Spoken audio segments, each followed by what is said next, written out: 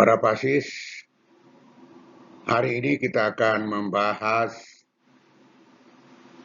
kepemimpinan dan keterampilan manajerial.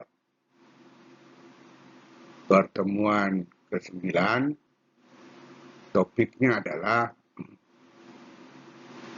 teknik pengambilan keputusan di kapal. Bidang studi ATT 2. Tujuan pembahasan dari topik yaitu teknik pengambilan keputusan di kapal, memahami konsep memahami konsep pengambilan keputusan, menjelaskan langkah-langkah pengambilan keputusan di kapal,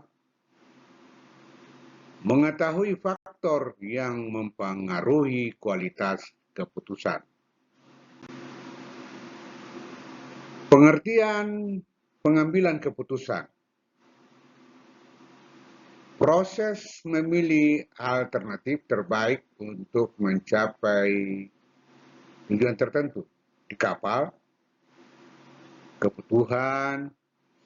kapal, keputusan yang tepat mempengaruhi keselamatan, efisiensi, dan operasional kapal. Kita lihat di kapal, nahoda mengambil keputusan untuk keselamatan kapal. Pada saat keadaan yang dianggap tidak kondusif atau keadaan darurat, nahoda bisa mengambil keputusan yang tepat untuk mempengaruhi keselamatan kapal. Pentingnya pengambilan keputusan di kapal. Menghindari kecelakaan, menjaga jadwal operasi, mengoptimalkan penggunaan sumber daya. Kita lihat di gambar, jadi sumber dayanya dioptimalkan di dalam memantau kapal berdasarkan pengambilan keputusan oleh nahoda. Jenis keputusan di kapal, keputusan rutin atau operasional harian, keputusan darurat atau safety dan navigasi, keputusan strategi perencanaan pelayaran. Kita lihat di sini keputusan darurat yang diambil oleh Basarnas untuk menolong yang mengalami kecelakaan di laut. Prinsip dasar pengambilan keputusan. Saya ulangi, prinsip dasar pengambilan keputusan berdasarkan fakta dan data, memperhitungkan risiko, mempertimbangkan pendapat awak kapal yang relevan. Kita lihat di gambar berdasarkan data dan fakta untuk melakukan pelayaran dari satu tempat ke tempat berikutnya. Langkah pertama, identifikasi masalah, yaitu definisikan masalah secara jelas, tentukan ruang, lingkup, dan dampaknya. Langkah kedua, kumpulkan informasi, data teknis kapal, informasi cuaca, kru atau kondisi kru, dan peralatan.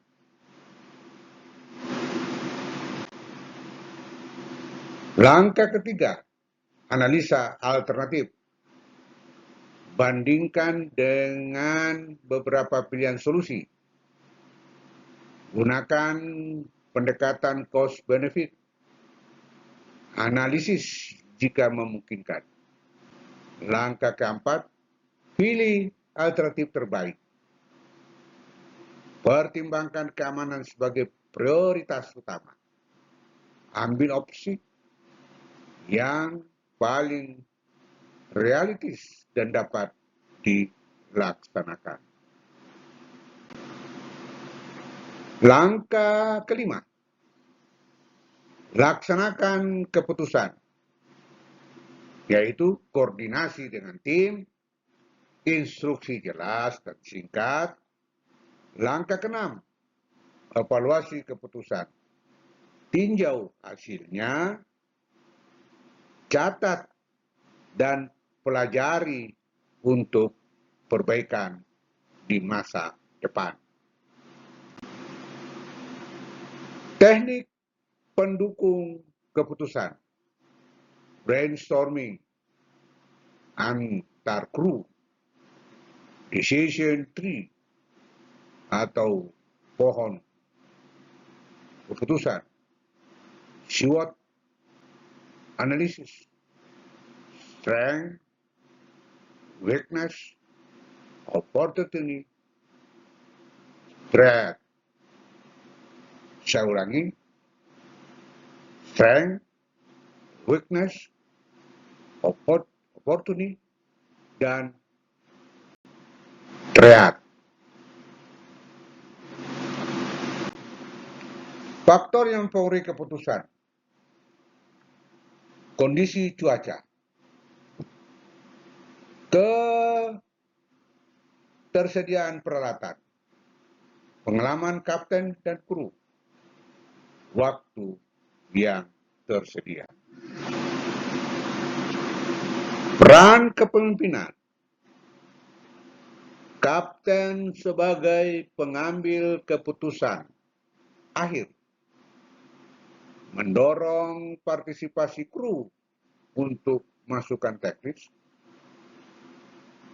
pengambilan keputusan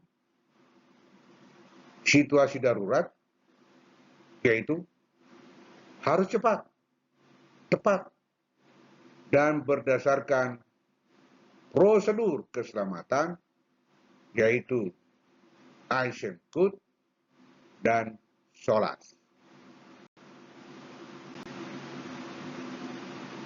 Penggunaan teknologi, sistem navigasi modern, AIS, radar, dan ECDIS sebagai alat bantu keputusan. Studi kasus, contoh keputusan mengubah jalur raya untuk menghindari badai. Kita bisa lihat di sini, Oda melakukan maneuvering atau olah gerak untuk mengubah jalur pelayaran untuk menghindari badai.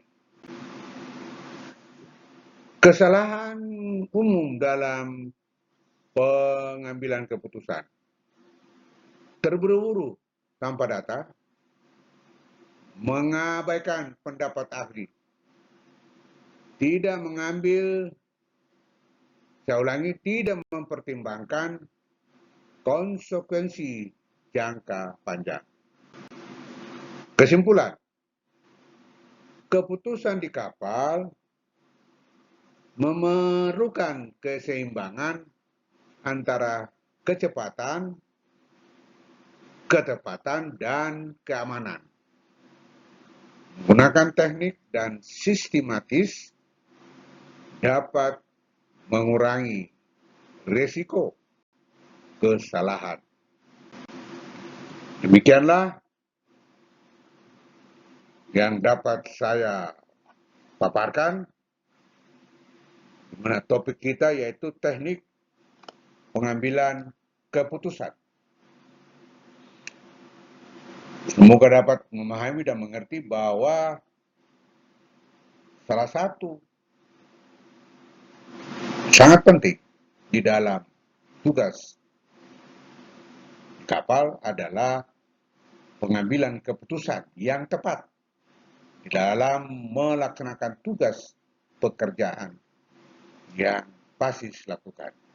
Terima kasih, selamat berlayar, sampai jumpa pada pertemuan berikut.